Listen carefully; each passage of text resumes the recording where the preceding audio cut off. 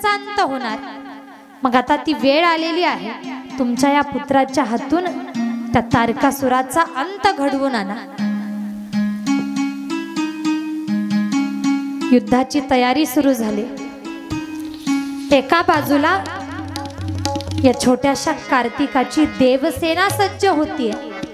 या कार्तिकाच्या बाजूने सगळे देव आहेत। इंद्र, वरुण, वायू, काम सगळे देव एकत्र आले। भोलेनाथांचे शिवगण सोबत आहेत, नंदीही सोबत आहे, विष्णू सोबत आहेत, ब्रह्माजी सोबत आहेत। एका बाजूने ही देवसेना सज्ज झाली आहे आणि दुसऱ्या बाजूने या तारकासुराच्या लक्षात यावं, अरे महादेवाच्या पुत्रानं देवसेना सज्ज केली आहे आणि आपल्यावरती चालून येत आहे। तारकासुरानं सुद्धा युद्धाची तयारी केली। युद्धाची तयारी सुरू झाली। त्यानं दैत्यसेना सज्ज केली। पहा बरं का, एका बाजूनं देव, एका बाजूनं दैत्य आहेत, एका बाजूनं नीती आहे, एका बाजूनं अनिती आहे, एका बाजूनं धर्म आहे, एका बाजूनं अधर्म आहे। आणि आता हे आपापसात युद्ध करणार आहे। दोघांनीही एकमेकावरती चालून जावं। दैत्य रणांगणात उतरले, देवही रणांगणात उतरले। दैत्य आणि देवता यांच्यामध्ये घनघोर असं युद्ध चालू झालंय। युद्धाला प्रारंभ झाला। दैत्य एकावर एक वार करतायत, छल कपट करतायत। देवता एका बाजूने वार करतायत। दैत्य आणि देव युद्ध चालू असताना अनेक जण मृत्युमुखी पडतायत। अनेक देवता दैत्यांचा पराभव करतायत। या तारकासुरानं आपले मुख्य दैत्य एक एक करून पाठवायला सुरुवात केली। अनेक देवताही एक एक करून सामोरे जात आहेत। अनेक जण युद्ध करत आहेत आणि या युद्धामध्ये अनेक दैत्यांना या देवांनी पराभूत केलंय, पराजित केलंय।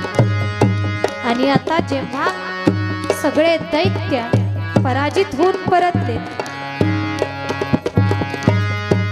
आता हा तारकासुर, शेवटी हा तारकासुर रणांगणात उतरला। पहा बरं का, अगोदर देवता सगळ्या दैत्यांवरती विजय प्राप्त करून सगळ्या दैत्यांना मारून परत पाठवत होते, पण आता तारकासुर रणांगणात आला। या तारकासुरासमोर कुणाचंच काही चालत नाहीये। सगळे देवता युद्ध करून करून कंटाळले, पराजित होऊन पळून माघारी फिरायला लागले, त्या रणभूमीतून पळायला लागले। आता काय करावं काही कळेना। विष्णूंनी त्या रणांगणात उतरावं, तारकासुरासोबत दोन हात करावेत। ब्रह्मा, विष्णू, साक्षात देवादिदेव महादेव सुद्धा रणांगणात आले, पण तरी सुद्धा तारकासुरावरती विजय प्राप्त करता आला नाही। आता शेवटी हा छोटासा कार्तिक रणांगणात आला। भोलेनाथांचा छोटासा पुत्र। या कार्तिकानं हातामध्ये शस्त्र घ्यावं, त्या तारकासुरावरती चालून जावं। तारकासुरावरती चालून गेला हा कार्तिक। एक वार तारकासुर करतोय, एक वार कार्तिक भगवान करत आहेत। कार्तिक दिसायला छोटा आहे पण बलवान आहे, महापराक्रमी आहे, धैर्यवान आहे, शौर्यवान आहे। हा तारकासुर तो सुद्धा बलवान होता, तो सुद्धा पराक्रमी होता, पण त्याचं कार्तिकासमोर काही चालत नाही। अगोदर ज्यानं सगळ्यांना पराजित केलं तो तारकासुर आता कार्तिकासमोर थकायला लागला आणि शेवटी त्या कार्तिकाच्या शस्त्राच्या एका वारात या तारकासुराचं मस्तक धडा वेगळं झालं। तारकासुर जागेवरती मारला गेला। बोला कार्तिक भगवान की जय। तारकासुर जागीच गतप्राण झाला, मारल्या गेला। सगळ्यांनी कार्तिकाची स्तुती केली, कार्तिकाचे देवांनी आभार व्यक्त केले। या कार्तिकानं या त्रैलोक्याला अधर्मापासून वाचवलंय।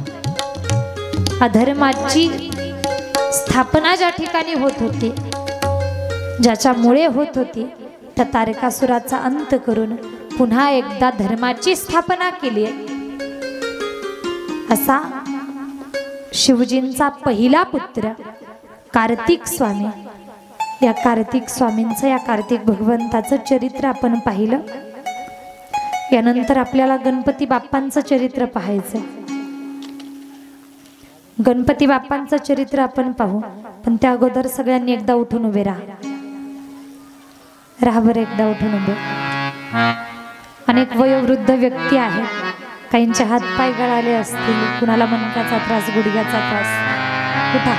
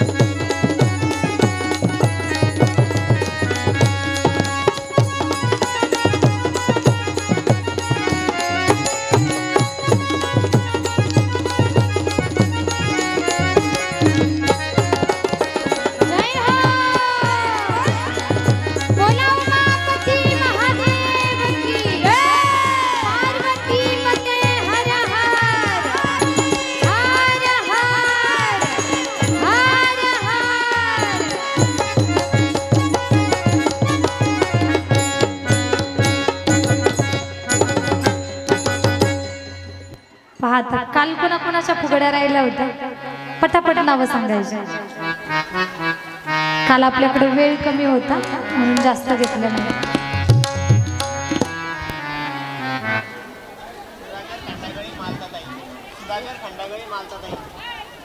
सुधाकर काका खंडागळे आणि मालतीताई या समोर या पटकन या.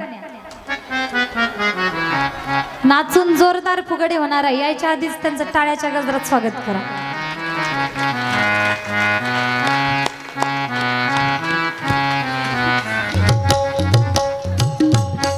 जय हो, टाळी वाजवा.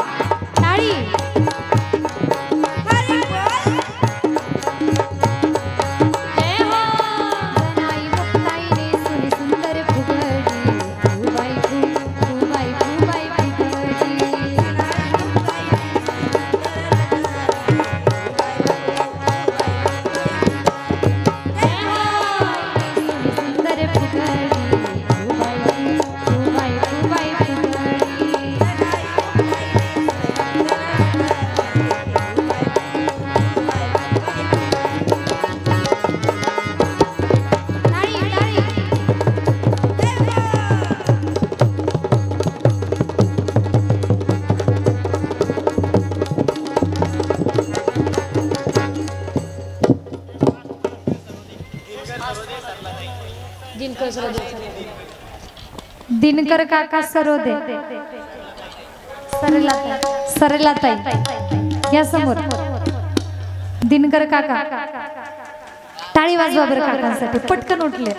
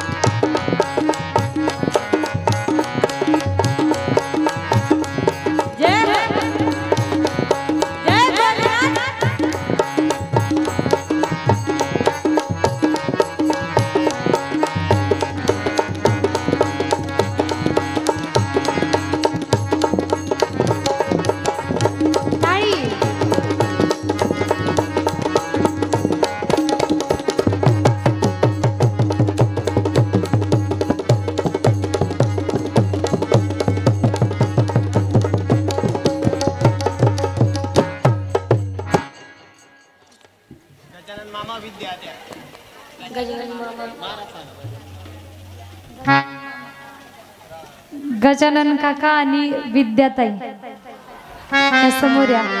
तुमच्यात कुणाला नवीन जोडपं कुणाला जर फुगडी खेळायची इच्छा असेल तर खेळू शकता बरं का. मला प्रत्येकाची नावं माहिती नाही. या गजानन काका आणि विद्याताई टाळी वाजवा. टाळी.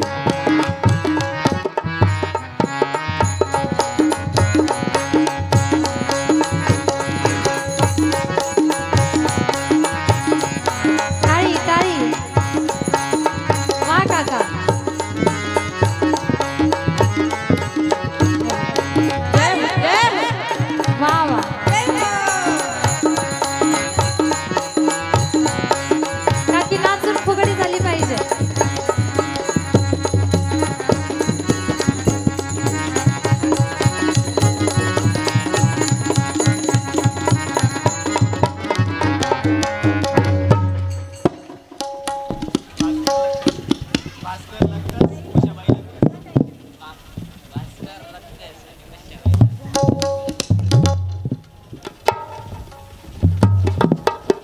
गणेश काका आणि सखूबाई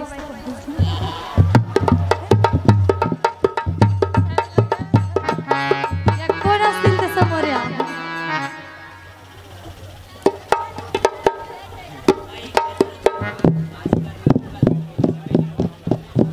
टाळी वाजवा टाळी.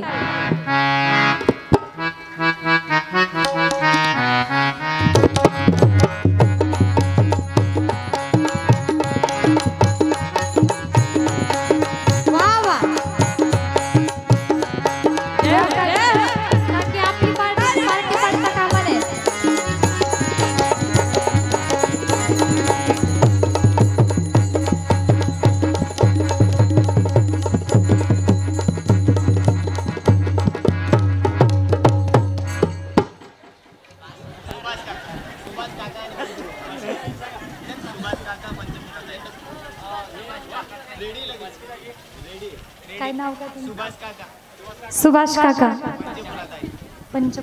पंचफुलाताई. या पटकन या, ही शेवटची फुगडी होईल आणि काका जोरदार फुगडी झाली पाहिजे, सगळ्यापेक्षा भारी झाली पाहिजे. वा वा.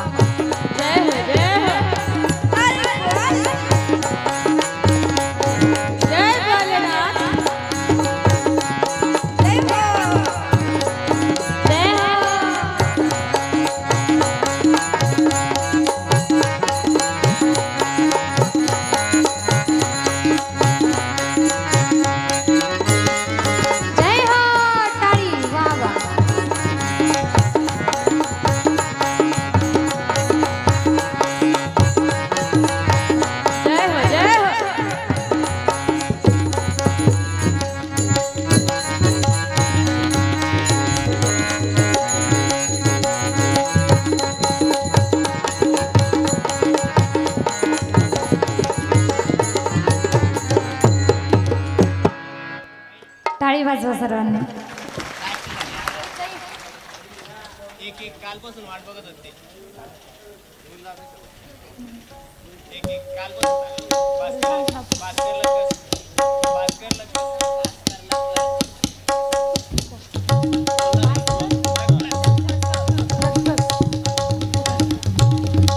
भास्कर लक्कस आणि उषाताई लक्कस. चला पटकन चला, वेळ होत चालला. उठा पटकन, कुठे असतील त्यांनी पटकन उठा.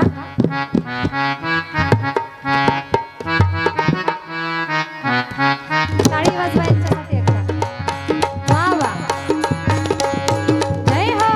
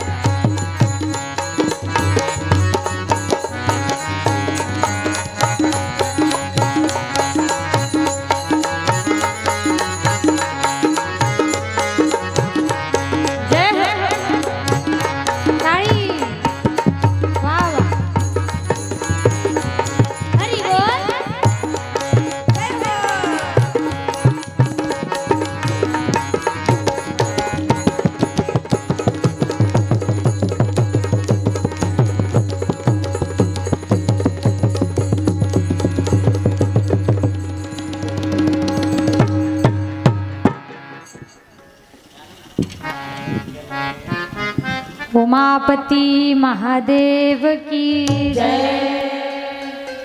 पहा, या ठिकाणी जे जे फुगड्या खेळले त्यांना मी महाभाग्यवान म्हणेल, कारण इथं कुणाचंही काम नाही.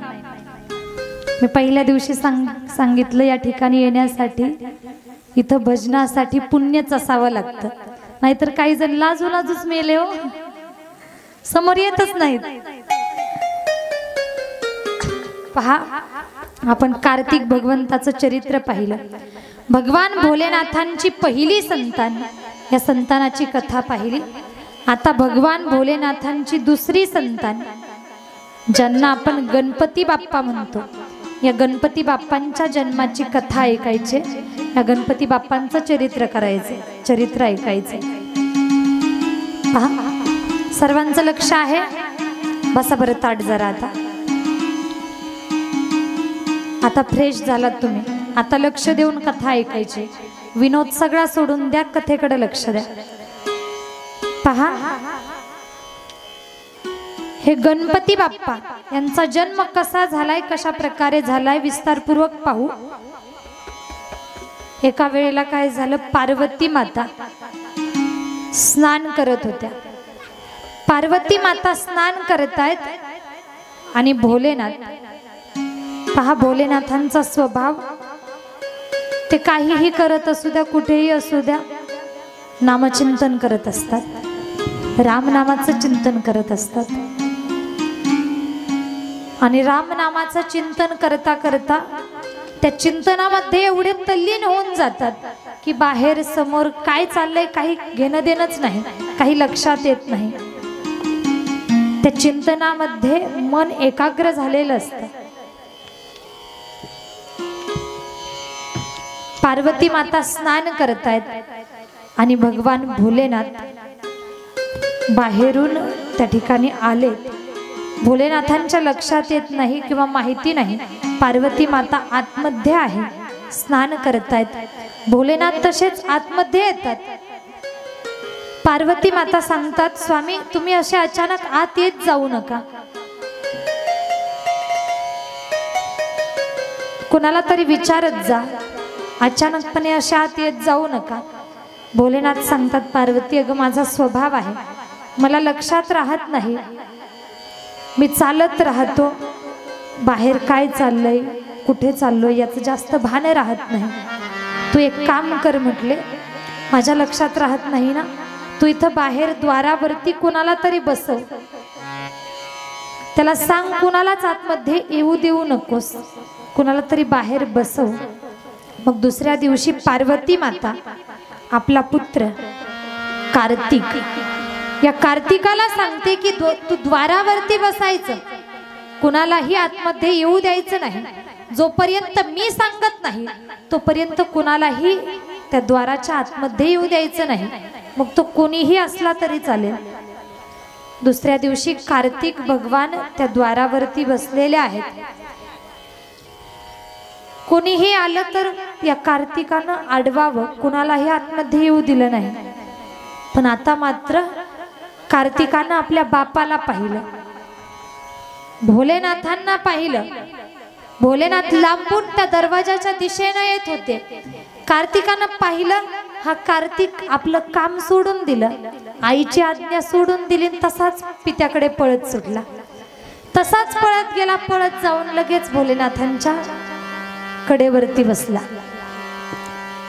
भोलेनाथाने सोबत दोघही आतमध्ये, पार्वती माता आत आहेत। मातेला राग आला, कार्तिका अरे तू माझी आज्ञा पाळली नाहीस, माझ्या आज्ञेचं उल्लंघन केलंस, मी तुझ्यावरती काय जबाबदारी टाकली होती की कुणालाही आत येऊ द्यायचं नाहीस, तू तर स्वामींसोबत दोघेही आतमध्ये आला, तू माझ्या आज्ञेचं पालन केलं नाहीस।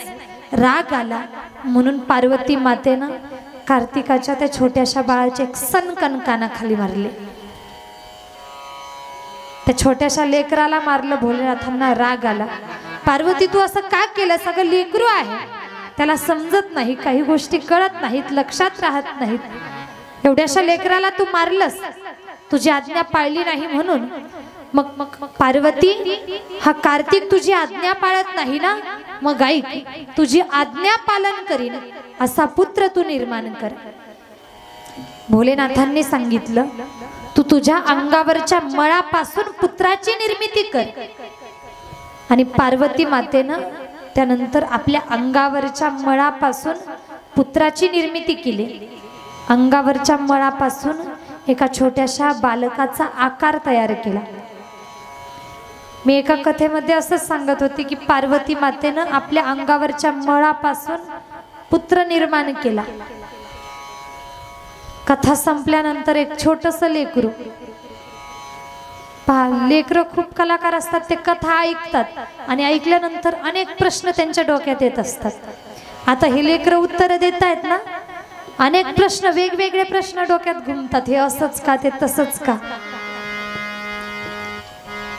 त्या लेकरानं कथा ऐकल्याच्या नंतर, कथा संपल्यावर माझ्याकडे आला आणि मला म्हटलं, दीदी तुम्ही सांगितलं पार्वती मातेनं आपल्या अंगावरच्या मळापासून गणपती बाप्पा निर्माण केले, एक मुलगा निर्माण केला, मग पार्वती मातेनं किती दिवस अंघोळ केली नाही? एवढा मळ साचण्यासाठी किती दिवस पार्वती मातेनं अंघोळ नाही केली? मी म्हटलं, बाळा तू समजतोस तो मळ वेगळा आणि हा मळ वेगळा। तुमच्यातल्याही अनेकांना वाटलं असेल अंगावरचा मळ म्हणजे अंघोळ नाही केली म्हणून साचलेला मळ, पण ऐका, अंगावरचा मळ नेमकं कोणता मळ? तुम्ही पंढरीच्या पांडुरंगाची महापूजा पाहिली आहे का कोणी?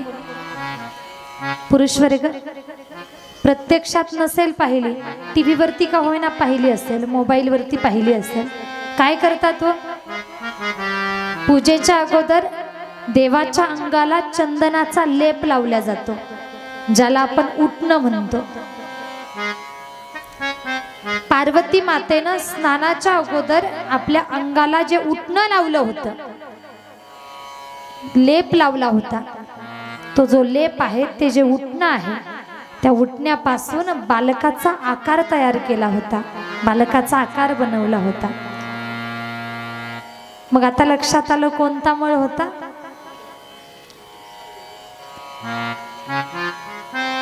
असा त्या मळाचा आकार बनवला आणि पार्वती मातेनं त्या आदी गणेशाचं आवाहन करून, मूळ गणपतीचं आवाहन करून त्या आकारामध्ये प्राण ओतला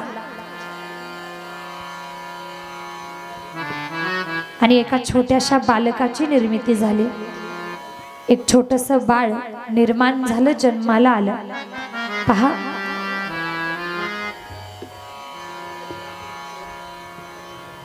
छोटस बाळ निर्माण केलं। आता या छोट्याशा बालकाला मातेनं आज्ञा करावी, बाळा अरे जा, तुला माझ्या आज्ञेचं पालन करायचंय, तू जा द्वारावरती बस, जोपर्यंत मी सांगत नाही तोपर्यंत कुणालाही आतमध्ये येऊ द्यायचं नाहीस। आता हे छोटस बाळ मातेला म्हणतं, माते अगं तुझ्या आज्ञेचं पालन करायला मी तयार आहे, पण ऐक ना आई, माझं नाव अगोदर मला सांग, माझी ओळख मला सांग, माझं नाव काय? पार्वती माता म्हणतायत, बाळा तू माझ्या विनयाचं रक्षण करशील म्हणून तुझं नाव विनायक। गणपती बाप्पांचं पहिलं नाव विनायक, त्या बाळाचं विनायक नाव ठेवलंय। आणि आता हा छोटासा विनायक आईची आज्ञा पालन करतोय, द्वारावरती बसलाय, हातामध्ये काठी आहे, द्वारावरती बसलाय। बराच वेळ झाला, जो येईल त्याला परत पाठवायचा, कुणालाही आतमध्ये येऊ देत नव्हता। आता भोलेनाथ आले, हे कोण आहेत, कुठले आहेत, या बालकाला काहीच माहिती नाही, आपले वडील आहेत हे सुद्धा माहिती नाही। या विनायकानं अडवलं भोलेनाथांना, भोलेनाथ समोरून आले, त्यांना जाऊ देत नाही, थांबा तुम्ही आतमध्ये जाऊ शकत नाही, काठी आडवी लावली, मी तुम्हाला जाऊ देणार नाही। भोलेनाथांनी पाहिलं, अरे छोटस बालक आहे, छोटस बाळ मला अडवतंय, त्याला समजावून सांगितलं, बाळा अरे जाऊ दे मला आतमध्ये, मी तुझ्यापेक्षा मोठा आहे, असं मोठ्यांना अडवू नये, तू छोटा आहेस।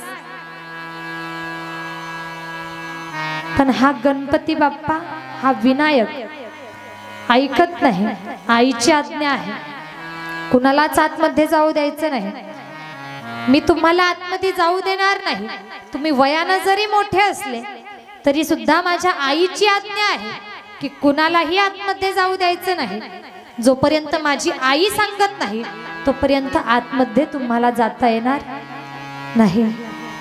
हे भोलेनाथ त्या बालकाला विचारतायत, अरे तुझं नाव काय? हा म्हटला विनायक। तू म्हणतोस तुझ्या आईची आज्ञा आहे, मग तुझ्या आईचं नाव काय आहे? या विनायकानं सांगितलं, माझ्या आईचं नाव पार्वती, पार्वती ही माझी आई आहे. भोलेनाथ म्हणतात, अरे तू पार्वतीचा पुत्र, म्हणजे माझा सुद्धा पुत्रच आहे. पार्वती तुझी आई आहे, मी तुझा पिता आहे. हा छोटासा विनायक म्हणतोय, ते काही मला माहिती नाही, ते काही मला सांगू नका. माझ्या आईनं आज्ञा केली आहे की कुणालाही आतमध्ये येऊ द्यायचं नाही. जोपर्यंत माझी आई सांगत नाही तोपर्यंत मी कुणालाच आतमध्ये जाऊ देणार नाही. राग आला आता भोलेनाथांना. अरे एवढासा बालक आहे पण मला अडवतोय, मी देवादिदेव महादेव आहे, तरी सुद्धा हा बालक मला अडवतोय. पुन्हा समजावून सांगितलं, अरे ऐक माझं, जाऊ दे मला, असं अडवू नकोस, ही माझी राहण्याची जागा आहे, मला जाऊ दे. पण तो बालक ऐकत नाही.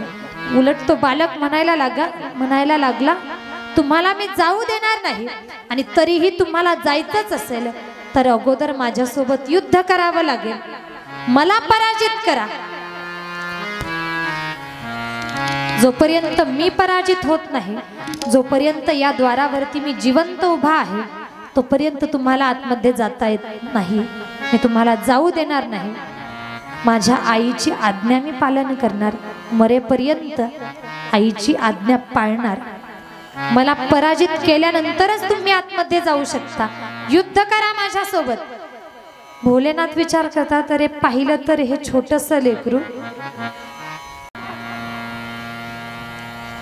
त्यांनाही युद्धासाठी ललकारलं, युद्ध करा माझ्यासोबत, मी पराजित होईल, मी पराजित झाल्यानंतर तुम्हाला जाता येईल, अन्यथा जाता येणार नाही. मी इथं आहे, जिवंत आहे, तोपर्यंत मी तुम्हाला जाऊ देणार नाही. ते नंदी शिवगण आता शेवटी युद्धाला सुरुवात केली आहे. युद्धाला सुरुवात झाली, सगळेजण आपापसात लढायला लागले. एका बाजूनं हा छोटासा विनायक आहे आणि दुसऱ्या बाजूनं हे अनेक शिवगण आहेत, नंदी आहे. पण हा छोटासा विनायक, या विनायकासमोर या कुणाचंच काही चालत नाही. या प्रत्येकाला हाणून मारून पराजित करून हा विनायक परत पाठवतोय, एकेकाला पराजित करतोय. नंदीनंही या विनायकासोबत 2 हात केले, पण नंदीचं सुद्धा काही चालू दिलं नाही. हा नंदी सुद्धा पराजित होऊन हार स्वीकारून परत भोलेनाथांकडे आला. प्रभू, तो विनायक दिसायला लहान आहे पण बलवान आहे, पराक्रमी आहे, तो कुणाचं काही ऐकत नाही, माघार घेत नाही, तुम्हालाच जावं लागणार. आता भोलेनाथांची तळपायाची आग मस्तकाला गेली. आपला पुत्र आहे याचा विचार केला नाही. राग आला, अरे हा एवढासा आहे पण सगळ्यांचा अपमान करतोय, सगळ्यांना परत पाठवतोय, याला धडा शिकवावाच लागणार. रागात निघाले भोलेनाथ. लाल भडक डोळे झालेले आहेत, हातामध्ये त्रिशूळ आहे. भोलेनाथांनी मोठी मोठी पावलं टाकत त्या गणपती समोर, विनायकासमोर यावं, आणि आता त्या छोट्याशा विनायकासोबत भोलेनाथ लढायला लागले. युद्धाला सुरुवात केली. एकच वार केला, त्रिशूळाच्या एका वारात हा छोटासा विनायक, याचं मस्तक धडा वेगळं झालं. तो छोटासा विनायक जमिनीवरती कोसळला. हा विनायक कोसळला. पहा, कोसळत असताना हे लेकरू, या लेकरानं जन्मल्यानंतर पहा फक्त मातेची जाणीव याला आहे. मातेच्या आज्ञेसाठी एवढं सगळं करतोय. भोलेनाथांचा वार याच्यावरती होत असताना मोठ्यानं आरोळी ठोकली. आई आई आई म्हणून किळकारी मारली.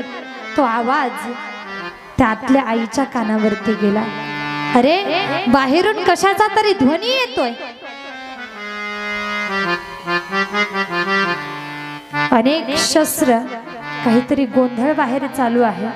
पण या गोंधळामध्ये माझ्या लेकराचा आवाजही आलाय. माझ्या लेकरानं आई म्हणून किरकाळी फोडली आहे. नक्कीच माझं लेकरू संकटात आहे. ती पार्वती माता धावतच बाहेर आली तर पाहिलं काय, अरे माझा छोटासा विनायक, काही काळापूर्वी त्याची निर्मिती मी केली, जो आपल्या आईची आज्ञा पालन करत होता, तो विनायक त्याचं धड एका बाजूला आहे आणि त्याचं मस्तक एका बाजूला पडलेलं आहे. आईनं लेकराला त्या अवस्थेत पाहिलं, आपलं लेकरू मरणावस्थेत पडलेलं आहे. ही आई रडायला लागली.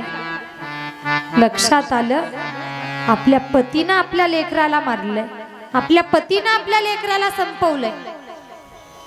भोलेनाथ समोर होते.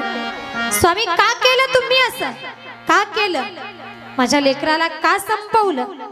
एक आई होती, आईचं अंतकरण होतं.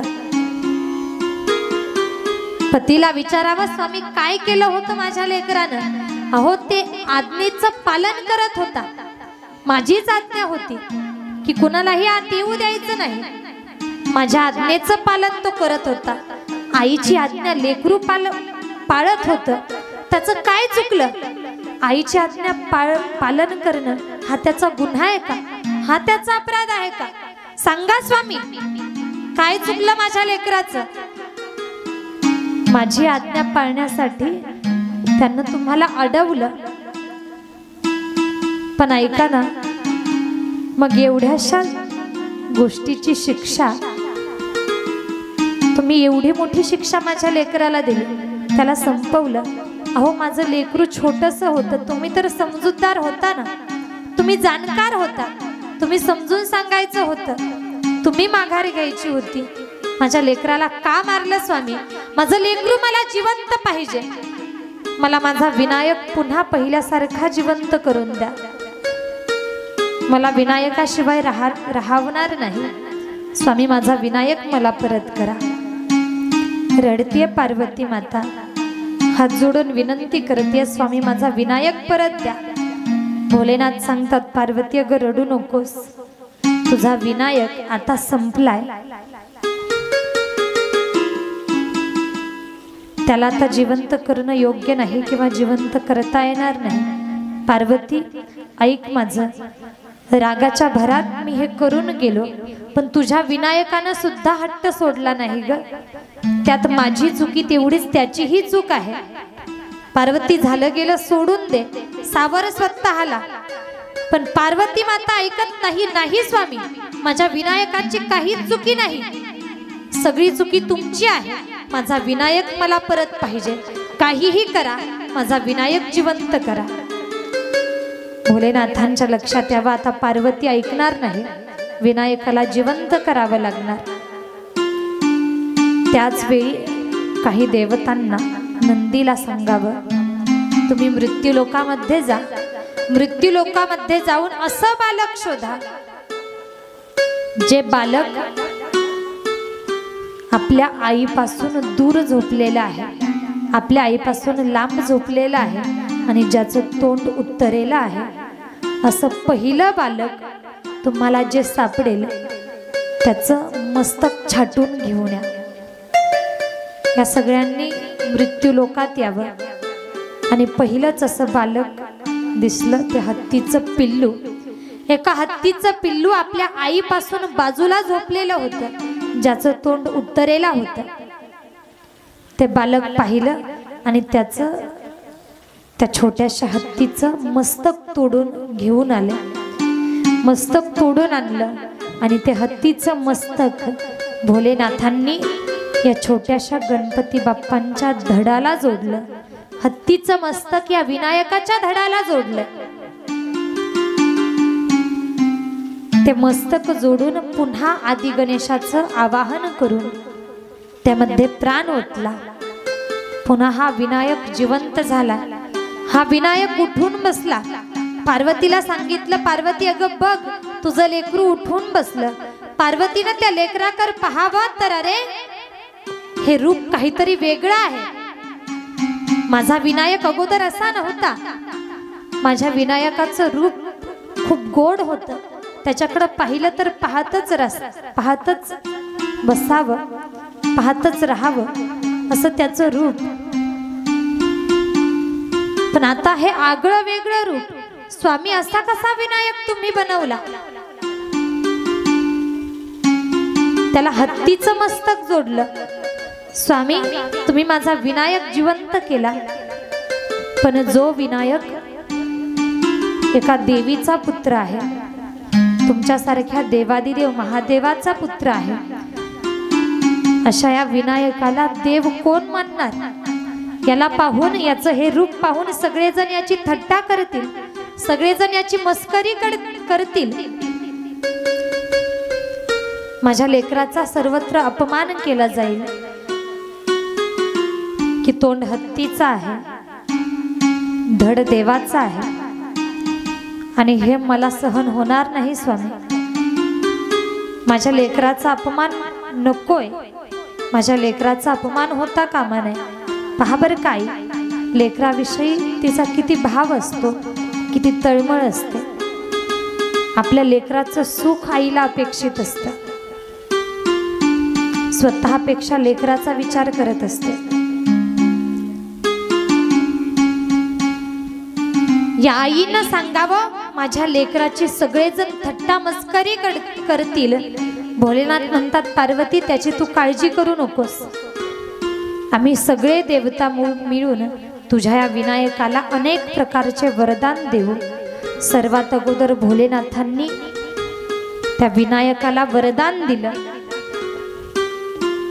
म्हटले कोणतंही मंगल कार्य, कोणतंही शुभ कार्य, कोणतंही चांगलं कार्य पार पाडत असताना सर्वात अगोदर पूजेचा मान तुझ्या या विनायकाला मिळेल, तुझ्या या पुत्राला मिळेल. अग्रपूजेचा मान तुझ्या या विनायकाला दिला जाईल. आणि जोपर्यंत कोणतंही कार्य करत असताना तुझ्या विनायकाला पूजेचा मान दिला जात नाही, तोपर्यंत किंवा तुझ्या विनायकाला डावलून तुझ्या विनायकाला पूजेचा मान न देता जर कार्य केलं गेलं तर ते कार्य पूर्णत्वाला पोहोचणार नाही, ते कार्य पूर्ण होणार नाही. म्हणून सर्वात अगोदर तुझ्या गणपतीचं, तुझ्या विनायकाचंच पूजन होईल, तेव्हा इतरांचं पूजन केलं जाईल. आणि तुम्ही आम्ही पहा प्रत्येक कार्य करताना सर्वात अगोदर कुणाचं पूजन करतो? बोला. गणपती बाप्पांचं पूजन करतो. पहिला मान गणपती बाप्पांना दिला जातो. आपल्या कथेचंच उदाहरण घ्या. आपण सर्वात अगोदर स्तवन कुणाचं घेतो? नमन कुणाला करतो?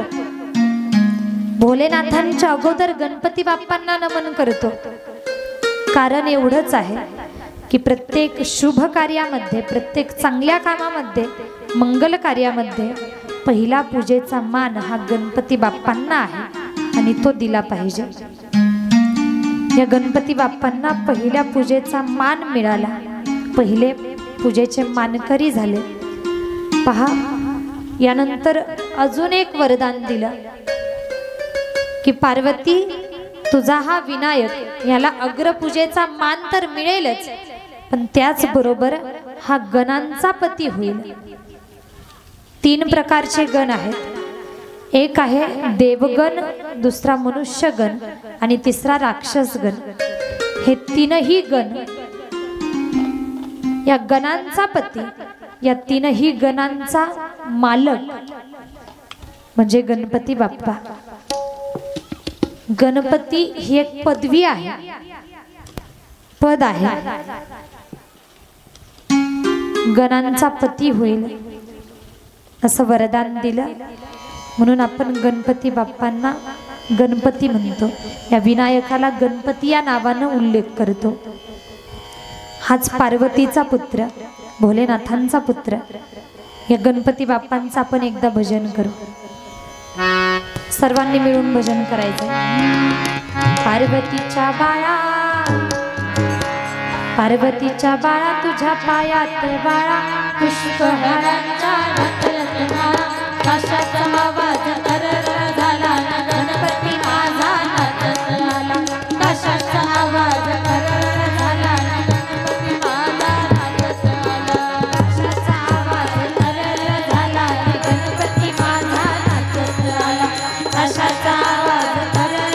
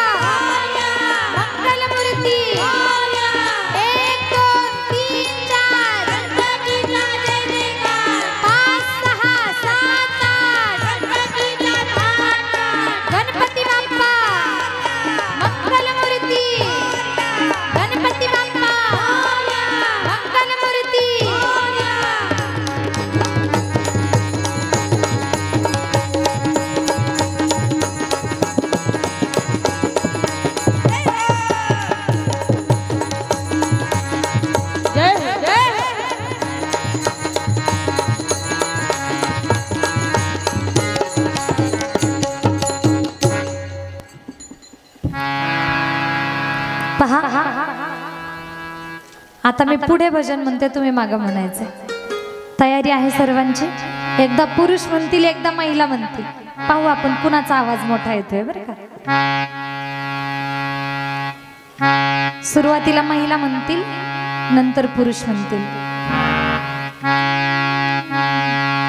मोरया रे बाप्पा मोरया रे,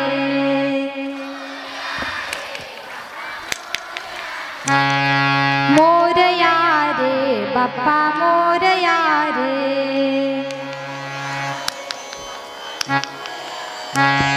मोरया रे बाप्पा मोरया रे,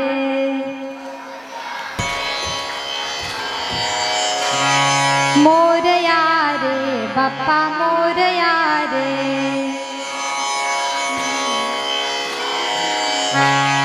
मोरया रे बाप्पा मोरया रे. आपली पार्टी कमी पडायला लागली बरं का. मोरया रे बाप्पा मोरया रे,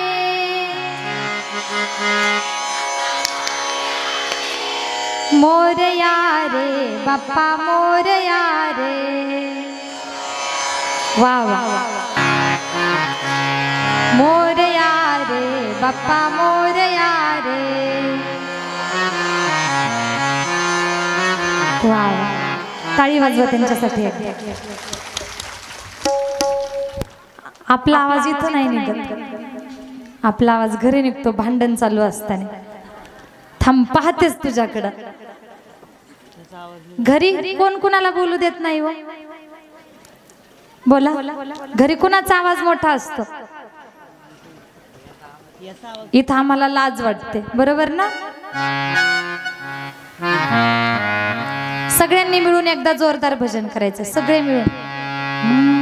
मोरया रे बाप्पा मोरया रे, मोरया रे बाप्पा मोरया रे, मोरया रे बाप्पा मोरया रे, मोरया रे बाप्पा मोरया रे, मोरया रे बाप्पा मोरया रे,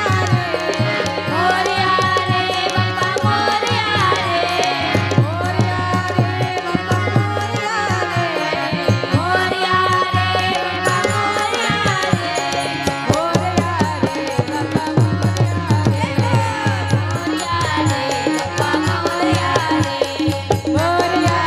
मोरया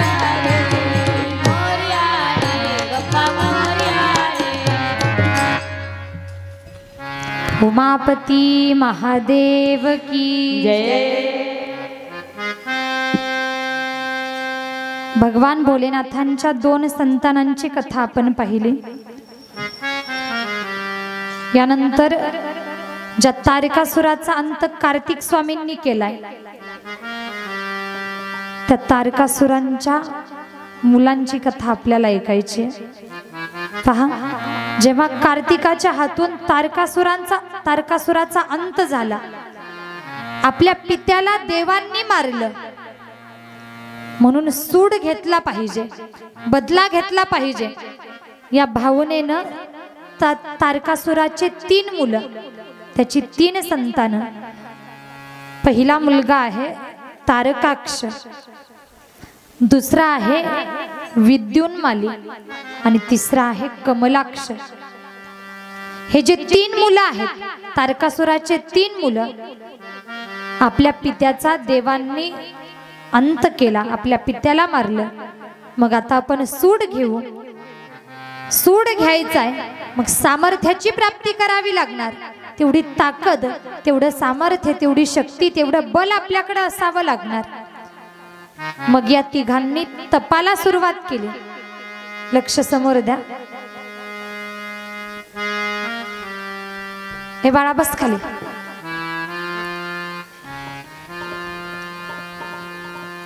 हे जे 3 मुलं आहेत यांनी तपाला सुरुवात केली आहे. तप करायला लागले. सुरुवातीला यांनी चारही बाजूंनी अग्नी पेटवून, चारही बाजूंनी आग लावून हे 3 जण मध्ये तप करतायत. आता अग्नी पेटवल्यानंतर, आगीच्या जवळ गेल्यानंतर त्या आगीची आही लागते. पहा किती उष्ण वातावरण असतं, घाम घाम होतो. बाजूनं आग लावली आणि आतमध्ये तप करतायत. अनेको वर्ष अशा प्रकारे तप केलं. त्यानंतर पावसाळ्याचे दिवस सुरू व्हावेत. पावसाळ्यात सुद्धा न डगमगता तप चालूच होतं. अंगावरचे कपडे भिजायचे सुकायचे, भिजायचे सुकायचे, पण तरी सुद्धा तप सोडलं नाही. ओल्या कपड्यानिशी अनेको वर्ष तप केलं.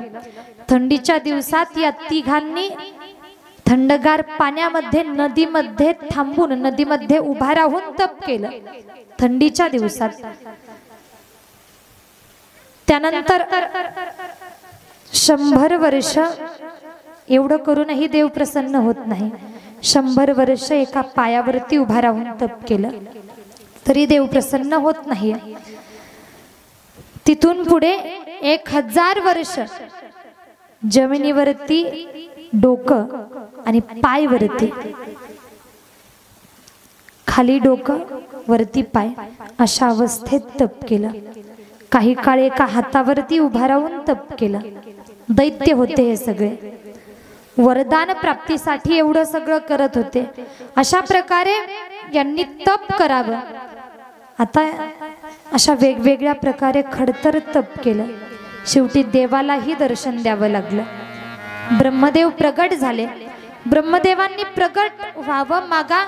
अरे तुम्हाला काय मागायचंय ते मागा. कशासाठी एवढं खडतर तप केलं? काय पाहिजे तुम्हाला?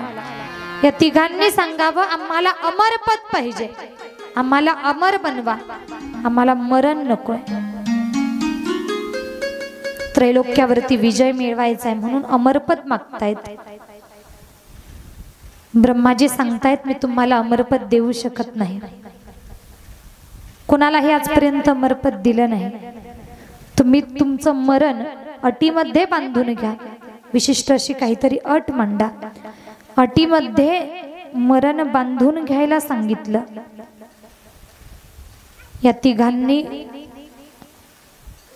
3 महलांची मागणी केली. या 3घांनी सांगितलं, आम्हाला सुरक्षित स्थान नाही, मग तुम्ही आम्हाला 3 शहर, नवे तर 3 महल निर्माण करून द्या. पहिला जो तारकाक्ष होता, या तारकाक्षानं सुवर्णाचं नगर मागितलं. दुसरा जो कमलाक्ष होता, या कमलाक्षानं चांदीचं नगर मागितलं. आणि तिसरा विद्युन्माली, यानं लोखंडाचं नगर मागितलं. 3 नगरं मागितली, पण एवढ्यात भागलं नाही. यांनी सांगावं, तुम्ही आम्हाला 3 नगरं निर्माण करून द्या. आणि हे 3 नगर पहा, प्रत्येक 1000 वर्षांनी हे 3ही नगर एकत्रित आले पाहिजेत. ते कुठेही एका स्थानावरती स्थित नको. त्यांना त्रैलोक्यामध्ये हिंडता आलं पाहिजे, जाता आलं पाहिजे. अशी नगर आम्हाला हवी आहेत. त्रैलोक्यामध्ये फिरता आले पाहिजेत. आणि फिरताना ते एका वेळेला प्रत्येक 1000 वर्षाला ते एकत्र यावेत, एका रांगेत यावेत.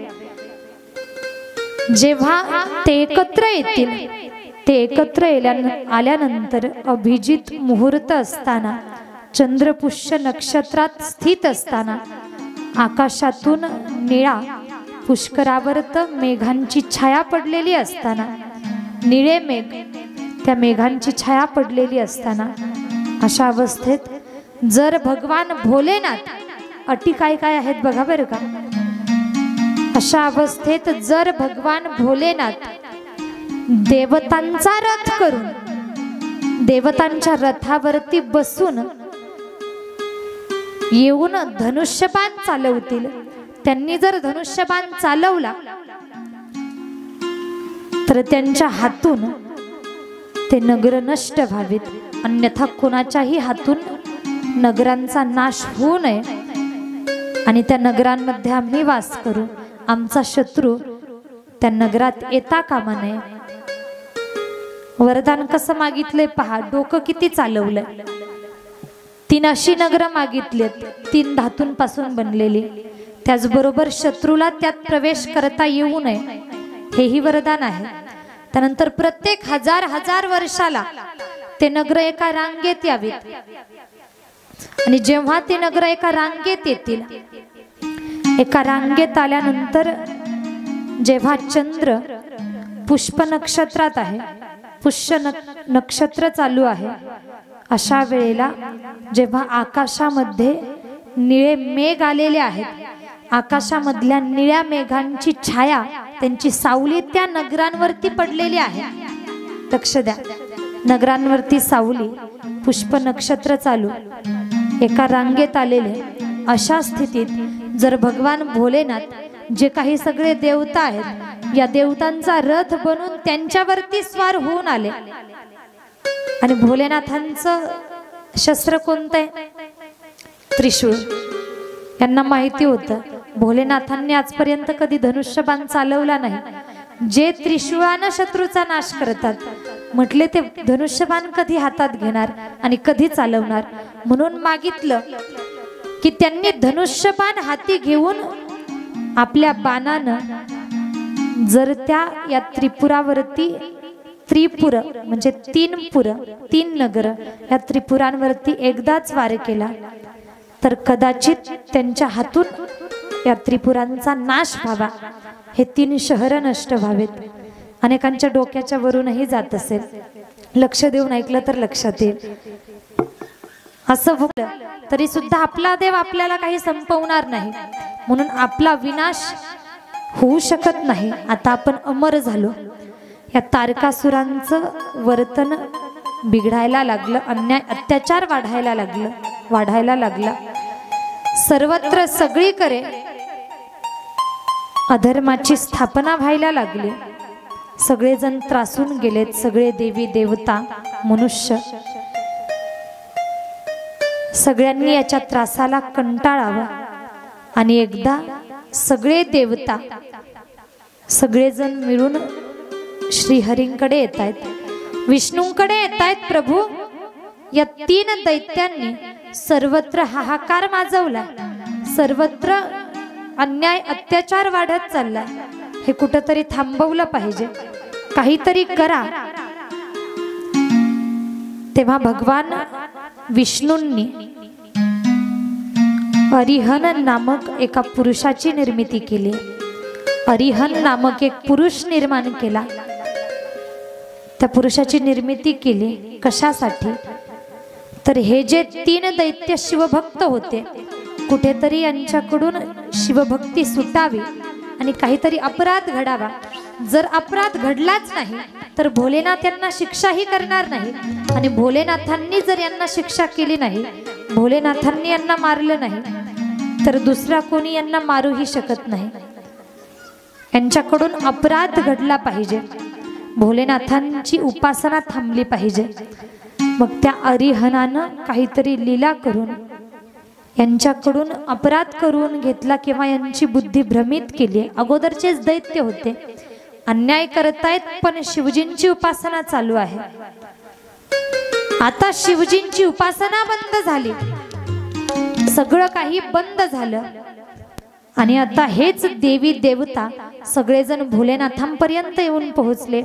प्रभू, हे जे 3 दैत्य आहेत, तारकासुराचे जे पुत्र आहेत, तारकाक्ष, कमलाक्ष, विद्युन्माली, या तिघांचा सर्वनाश तुम्हाला करावा लागणार आहे. त्रैलोक्यामध्ये अधर्म वाढत चाललाय, आमच्या सगळ्यांवरती संकट ओढावलंय, संकट येत आहे. तुम्ही त्यांचा विनाश करा. आणि आता विनाश करायचा आहे. भगवान भोलेनाथ विश्वकर्म्यानं एक रथ बनवला, त्या रथावरती आरूढ झाले. रथावरती आरूढ झाले, त्या दैत्यांवरती चालून गेलेत. पण रस्त्यानं जात असताना त्या रथाला भोलेनाथांचं वजन पेलवलं नाही, तो रथ जागेवरती तुटला. मग आता जावं कसं? हातात धनुष्यबाण घेतलाय पण जायला रथ नाही. यांनी वरदान काय मागितलं होतं? जेव्हा भोलेनाथ देवतांच्या रथावर येतील, देवता एकत्र येऊन रथ बनल्याच्या नंतर त्यांच्यावरती स्वार होऊन भोलेनाथ आले तर आम्हाला मरण येईल. आता तेच करायचं होतं. या भोलेनाथांनी सगळ्या देवतांना एकत्रित करावं आणि त्यांना सांगितलं, तुम्ही वेगवेगळ्या पशुचं रूप धारण करा, वेगवेगळ्या प्राण्यांचं रूप धारण करा. वेगवेगळ्या पशूंचं प्राण्यांचं रूप धारण करायला सांगितलं. आता देवता प्राण्यांचं रूप धारण करायचं हे थोडंसं लज्जास्पद वाटलं, कुठेतरी लाज वाटायला लागली. पशुचं रूप आपण देवता असताना कसं धारण करावं? या भोलेनाथांनी सांगितलं, तुम्ही काळजी करू नका, तुम्ही पशु बना.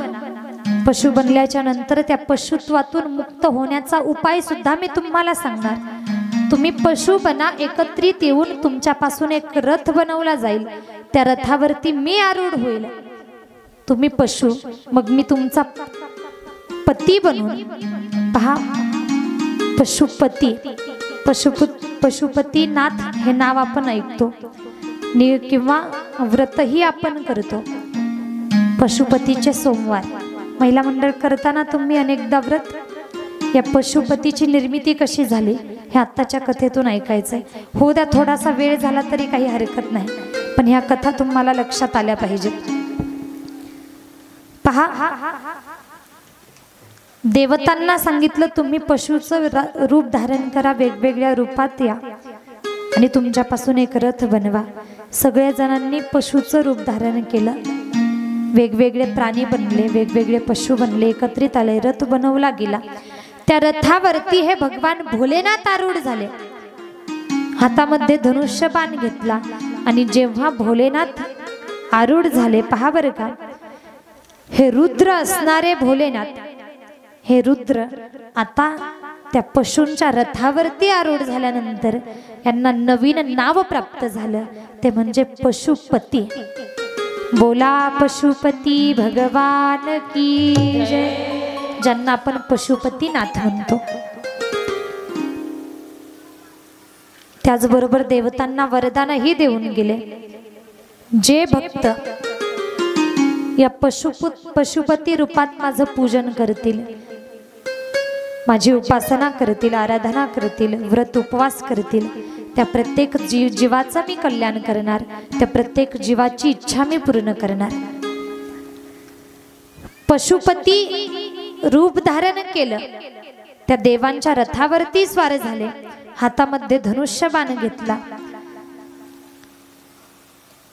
आणि पहा, जशी अट या 3 असुरांनी मांडलेली होती की सगळे 3ही नगर एकत्रित आल्यानंतर या नगरांचा नाश होऊ शकेल. आता 1000 वर्षानंतर हे 3ही नगर एका रांगेत आलेले होते. नगर एका रांगेत पाहिले, भगवान भोलेनाथांनी लगेच बाण सोडला आणि भगवान भोलेनाथांच्या एका बाणात त्या त्रिपुरांचा नाश झाला. त्या त्रिपुरांमध्ये जे 3ही दैत्य होते, ते दैत्य सुद्धा भगवान भोलेनाथांच्या बाणानं जळून खाक झाले, जळून भस्म झाले. या पशुपतीनाथांची उत्पत्ती कशी झाली आणि त्रिपुरासुरांचा वध कसा झाला ही कथा आपण पाहिली. आता यानंतर पहा, झाकी रूपामध्ये आपल्याला समुद्र मंथनाची कथा पाहायची. पशुपती हे नाव कसं प्राप्त झालं हे आपण पाहिलं. आता भोलेनाथांना निळकंठ नाव हे कशा प्रकारे प्राप्त झालंय ती कथा झाकीच्या रूपात पाहणार आहोत. झाकीला येण्यासाठी रस्ता करा.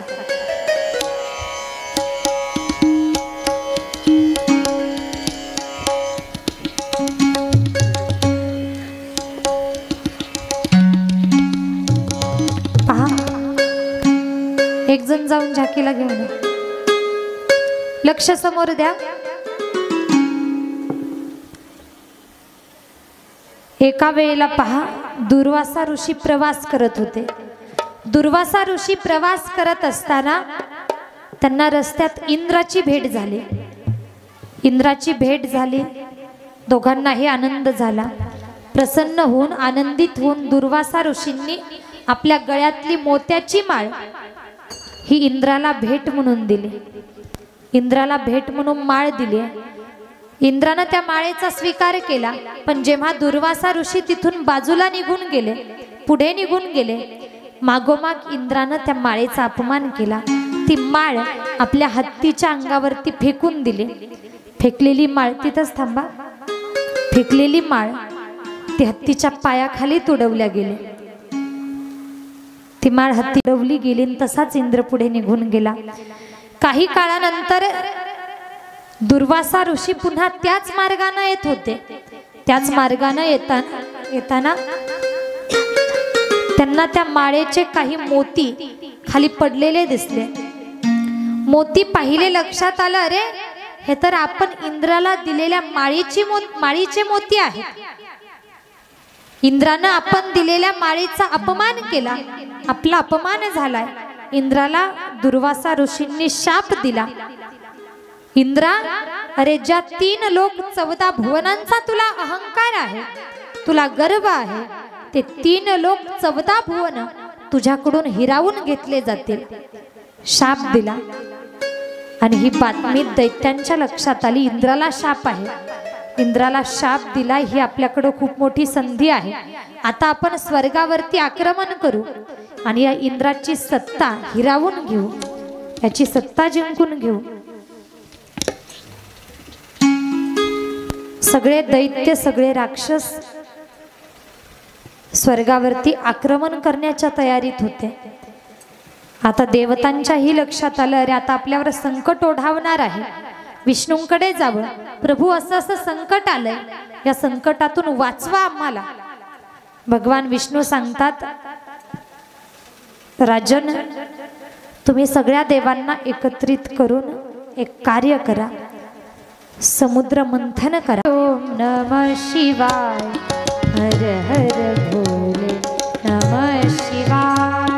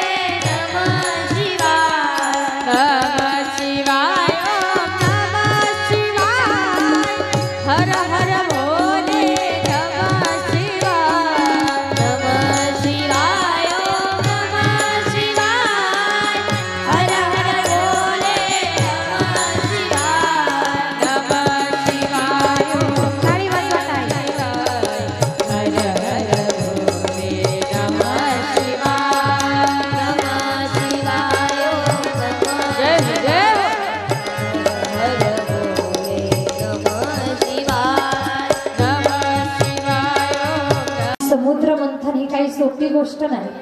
समुद्राचं मंथन करायचंय, समुद्राचं घुसळण करायचंय. मग आता हे मंथन करण्यासाठी देवतांनी आणि दैत्यांनी मंदराचल पर्वताला समुद्रामध्ये स्थित केलं. मंदराचल पर्वत समुद्रामध्ये ठेवलाय आणि त्या मंदराचल पर्वताच्या आजूबाजूनं घुसळण करण्यासाठी वासुकी नावाचा सर्प, त्या वासुकी सर्पाची रस्सी बनवली. त्या वासुकीनं मंदराचल पर्वताला वेढा टाकलाय. एका बाजूनं देवता, एका बाजूनं दैत्य, दोघजण मिळून घुसळण करतायत. आणि घुसळण करताना सुरुवातीला विष्णूंनी देवांना तोंडाच्या बाजूने उभं केलं. तोंडाच्या बाजूने उभं केलं आणि देवांना सांगितलं, तिथं जाऊन मुद्दाम हट्ट करायचा की तोंडाची बाजू आम्हीच पकडणार, तोंडाच्या बाजूने आम्हीच थांबणार.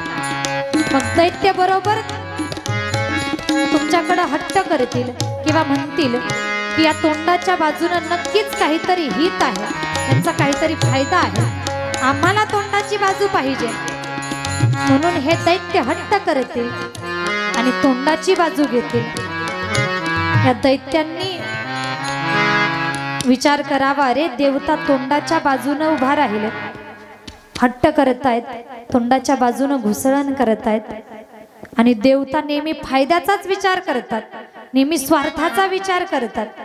नक्कीच या तोंडाच्या बाजूने काहीतरी यांचं हित आहे, काहीतरी फायदा आहे. म्हटले आपण तोंडाच्या बाजूने उभे राहू आणि या देवांना शेपटीच्या बाजूने उभं करू. सगळे दैत्य देवांना सांगतात तोंडाची बाजू आम्हाला पाहिजे. देवता म्हणतात नाही नाही, या तोंडाच्या बाजूने आम्हीच उभे राहणार. दैत्य म्हणतात नाही, तुम्ही जर आम्हाला तोंडाच्या बाजूने उभं राहू देत असाल तरच आम्ही मंथन करू, नाहीतर मंथनच करणार नाहीत. आता देवांच्या विष्णूंच्या मनासारखं झालं. लगेच देवता शेपटीच्या बाजूने गेलेत आणि दैत्य तोंडाच्या बाजूने आलेत. आता देवता मनोमन प्रसन्न आहेत की शेपटीची बाजू आपल्याकडनं आली. याचं कारण विष्णूंना माहिती होतं, देवतांचं भलं व्हावं म्हणून ही विष्णूंची एक प्रकारची लीला होती. आता पुन्हा समुद्र मंथनाला सुरुवात झाली. समुद्र मंथन चालू झालं आणि सुरुवातीलाच पहा, जसं जसं या समुद्राचं घुसळण व्हायला लागलं, जसं जसं मंथन व्हायला लागलं, हा वासुकी, या वासुकीचं अंग त्या मंदराचल पर्वताला घासलं जाऊ लागलं. वासुकीचं अंग त्या मंदराचल पर्वताला घासतंय आणि अंग घासून घासून या वासुकीच्या मुखातून त्याला वेदना सहन होईनात, त्रास सहन होत नाही. म्हणून वासुकीच्या मुखातून हलाहल नावाचं विष बाहेर पडू लागलं. हलाहल नावाचं विष बाहेर पडतंय. तोंडाच्या बाजूने विष बाहेर पडतंय आणि तोंडाच्या बाजूने कोण उभे आहेत? दैत्य उभे आहेत. त्या विषाच्या प्रभावानं एक एक दैत्य मृत्युमुखी पडायला लागलाय. एक एक दैत्य खाली पडतोय. अनेक दैत्य लांब पळून गेलेत. त्या विषापासून संरक्षण व्हावं म्हणून दैत्यांनी त्या वासुकीला सोडून त्याचं तोंड टाकून बाजूला निघावं. ते दैत्य तोंड सोडून बाजूला पळतायत. बाजूला पळालेत. आता एका बाजूला फक्त देवता आहेत. विष्णूंना काळजी पडली, देवांना काळजी पडली, अरे या वासुकीच्या मुखातून विष बाहेर पडतंय, अनेक दैत्य मेले. पण आता हे विष जर असंच बाहेर पडत राहिलं तर त्रैलोक्य संकटात येईल. याची हानी देवांनाही होईल, देवतांचाही मृत्यू होईल. मग आता या विषाचा नायनाट केला पाहिजे, हे विष संपवलं पाहिजे. पण करावं काय? या विषाचं करावं काय? तर विष्णूंना आठवतंय, जेव्हा जेव्हा या धरतीवरती, जेव्हा जेव्हा त्रैलोक्यावरती काहीतरी संकट ओढावलं जातं, काहीतरी संकट येतं, तेव्हा तेव्हा त्या संकटातून या त्रैलोक्याला बाहेर काढण्यासाठी, देवतांना संकटातून सोडवण्यासाठी भोलेनाथ येतात.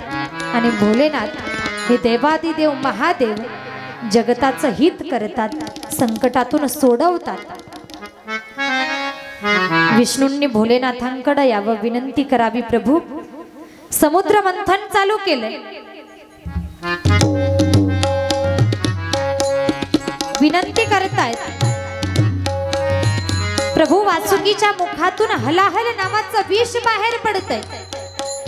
या विषामुळे त्रैलोक्य धोक्यात आहे.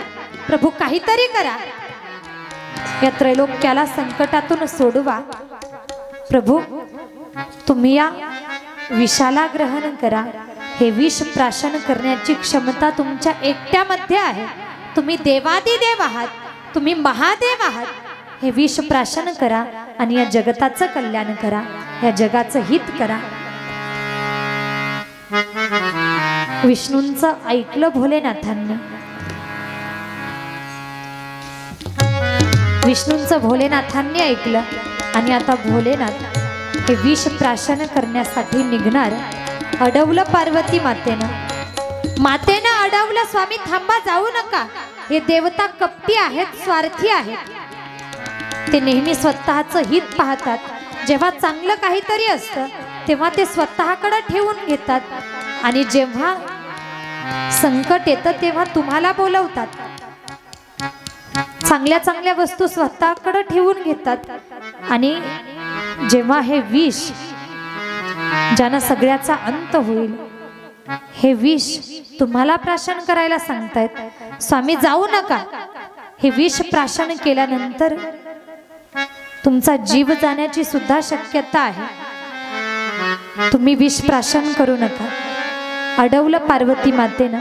भोलेनाथ सांगतायत, पार्वती अगं जीव गेला तरी चालेल, पण या जगाचं हित मी करणार, जगाच्या हिताचा विचार करणार, जगाचं कल्याण मी करणार। नव्हे तर ते माझं कर्तव्य आहे। मी जाणार। पार्वती माता म्हणतायत, स्वामी माझ्या एका प्रश्नाचं उत्तर द्या। प्रश्न केला पार्वती मातेनं, स्वामी तुमच्या शरीरामध्ये माझं स्थान कुठे आहे? भोलेनाथ म्हणतात, अगं पार्वती असं काय विचारतेस? माझ्या हृदयात तुझं स्थान आहे, माझ्या हृदयात तुझी जागा आहे। मग पार्वती म्हणते, स्वामी जेव्हा तुम्ही विष प्राशन कराल तेव्हा ते विष तुमच्या हृदयापर्यंत येऊन पोहोचेल आणि जेव्हा तुमच्या हृदयापर्यंत ते विष पोहोचेल तेव्हा मीही संपवली जाईल, माझाही अंत होईल। तुमचा नाही माझा तरी विचार करा, पण विष प्राशन करू नका। भोलेनाथ ऐकत नाहीत। पार्वतीचं बोलणं डावलून तसेच निघतायत। पार्वतीला सांगावं, तू काळजी करू नकोस, तुला मी काहीही होऊ देणार नाही। तसेच भोलेनाथ निघाले। भोलेनाथ निघालेत ज्या ठिकाणी समुद्र मंथन चालू आहे, वासुकीच्या मुखातून विष बाहेर पडतंय, त्या ठिकाणी भोलेनाथांनी जावं आणि जसं आपण पाणी पितो ना, घट घट पाणी पितो, त्या प्रकारे भोलेनाथांनी एका घोटामध्ये ते विष घट घट प्राशन करावं। ते विष भोलेनाथांनी प्राशन केलंय आणि भोलेनाथांना अजून एक नाव मिळालं, नीलकंठ। बोला नीलकंठ भगवान की जय। हर हर हर हर। नीलकंठ हे नाव प्राप्त झालं। भोलेनाथांनी विष प्राशन केलं आणि आता समुद्र मंथनाला पुन्हा सुरुवात झाली।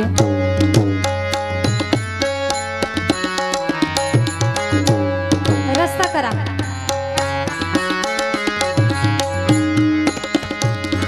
समुद्र मंथनाला सुरुवात झाली। त्यानंतर समुद्र मंथनातून अनुक्रमे कामधेनू गाय बाहेर पडली, उच्चैश्रवा नावाचा घोडा बाहेर पडला, ऐरावत नावाचा हत्ती बाहेर पडला, कौस्तुभ मणी बाहेर पडला, कल्पवृक्ष बाहेर पडला, रंभा नामक अप्सरा बाहेर पडली, देवी लक्ष्मी बाहेर पडली, त्यानंतर मदिरा दारू बाहेर पडली, चंद्र बाहेर पडला, पारिजातक नावाचा वृक्ष बाहेर पडला, पांचजन्य नावाचा शंख बाहेर पडला, भगवान धन्वंतरी बाहेर पडले आणि आता शेवटी अमृत बाहेर पडलंय। ज्या अमृताची अपेक्षा देवांनाही आहे आणि दैत्यांनाही आहे, असं हे अमृत बाहेर पडलं।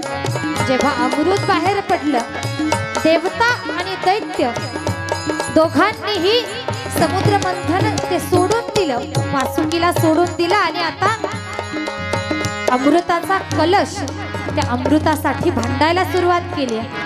देव दैत्य अमृतासाठी भांडतायत, आपापसात भांडावं आणि दैत्यांनी तो कलश देवांच्या हातून हिसकावून घेतला।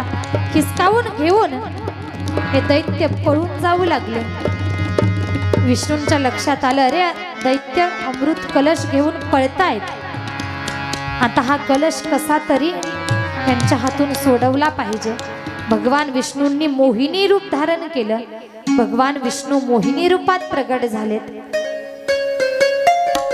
मोहिनी रूपात प्रगट होऊन आता या दैत्यांना भुलवण्याचा प्रयत्न करत आहेत. सुंदर असं मोहिनी रूप प्रगट झालंय. टाळी वाजवा सर्वांनी.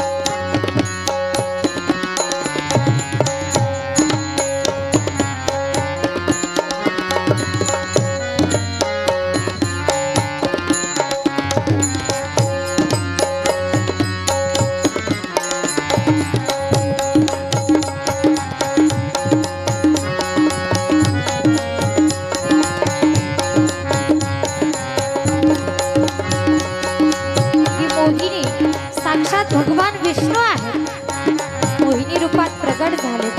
त्या मोहिनीला दैत्यांनी पाहिलं. हे दैत्य भ्रमित व्हायला लागले. अमृत कलशाचा यांना विसर पडायला लागला. ती मोहिनी सुंदर नृत्य करून त्या दैत्यांना भुलवतीये.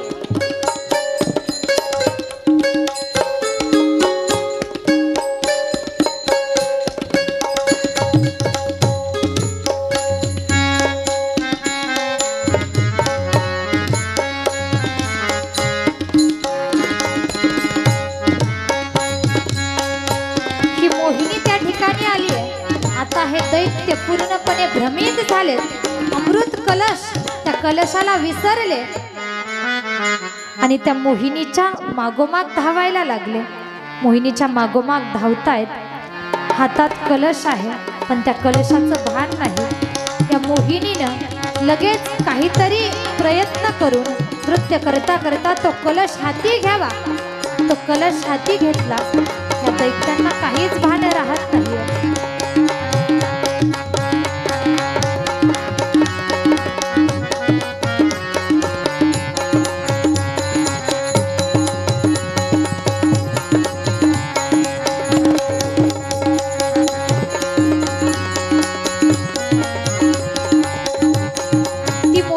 कलश घेऊन नृत्य करतीये. हे देवता पूर्णपणे भ्रमित झाले आणि आता त्या मोहिनीनं तिच्या हाती जो अमृत कलश आला, या दैत्यांनी तिलाच विनंती केली.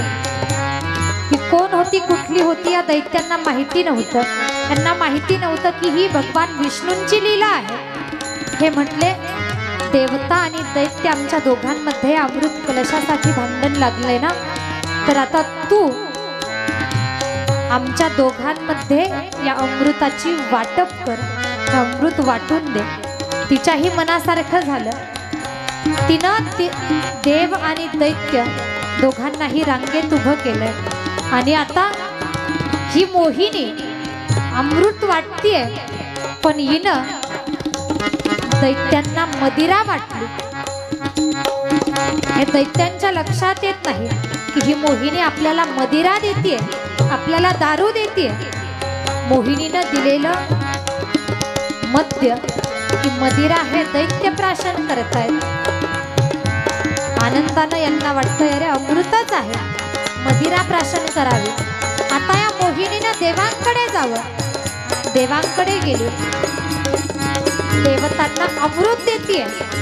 देवतांना अमृत पाजून अमर करतीये.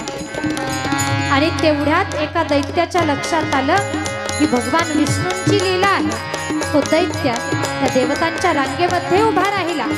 देवाचं रूप धारण केलं. मोहिनीच्या लक्षातही आलं नाही की आपण एका दैत्याला अमृत दिलंय. देवांच्या रांगेत उभा असणारा दैत्य, त्याला अमृत पाजलंय. त्या दैत्याच्या हाती अमृत दिलं, त्याला दिलेलं ते अमृत त्याच्या गळ्यापर्यंत जावं, त्यानं प्राशन करावं. तेवढ्यात लक्षात आलं, ओळखलं की अरे हा देव नाही, हा दैत्य आहे. ती मोहिनी भगवान विष्णूंच्या रूपात प्रगट झाली. साक्षात भगवान विष्णू आपल्या खऱ्या रूपात प्रगट झाले आणि त्या दैत्याचं मस्तक धडा वेगळं केलं. ज्याला आपण पहा राहू आणि केतू म्हणतो. राहू आणि केतू हे जे दोन नावं आपण अनेकदा ऐकतो, हे एक दैत्य आहेत. या भगवान विष्णूंनी जे मोहिनी रूपात आले होते, आपल्या सुदर्शन चक्रानं त्या दैत्याचे दोन भाग केले. मग त्या दैत्याचं जे मस्तक होतं, ते मस्तक, त्याचं नाव राहू आणि धड आहे केतू. पहा, आपण भगवान भोलेनाथांना निळकंठ हे नाव कसं प्राप्त झालंय, ही कथा या ठिकाणी झाकी स्वरूपात पाहिली. या कथेतून देवतांचं कल्याण कसं झालंय, या भगवंतानं विष प्राशन करून जगताचं कल्याण कसं केलं हे आपण पाहिलं. समुद्र मंथनाची कथा पाहिली, तुमच्या सगळ्यांच्या लक्षातही आली. आपण आता या ठिकाणी थांबणार आहोत. वेळ भरपूर झालेली आहे. आरतीची तयारी करा. या सुंदर अशा झाकीसाठी, या मोहिनीसाठी एकदा जोरदार टाळी वाजवा. उठून बरा. या ठिकाणी पहा.